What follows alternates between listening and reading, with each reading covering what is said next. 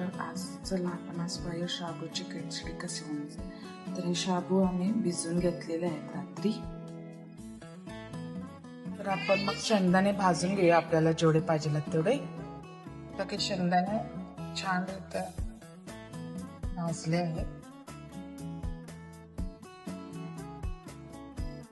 आपण आता मिरची आणि शेंगदाणे पूर्ण बारीक करून घ्या, जास्त बारीक करायचं नाही तर मध्यम बारीक करायचं। तर आता यामध्ये तेल टाकलेलं आहे, तेलामध्ये आपण थोडं जिरं टाकूया। जिरं टाकल्यानंतर शेंगदाण्याची कूट देखील आपण तेलामध्ये फ्राय करून घेऊया।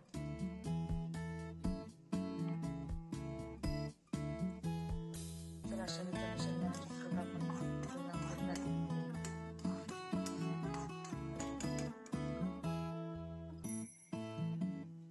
यामध्ये शाबू टाकलेले आहेत।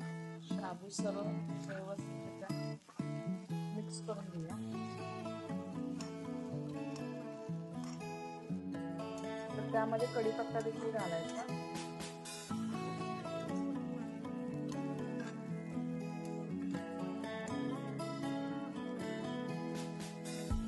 आणि मीठ टाकायचं चवीपुरतं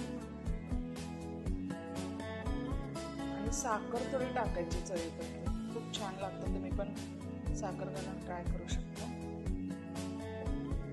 वरून आपण कोथिंबीर टाकूया। पाहू शकता की शाबू शिजलेला आहे।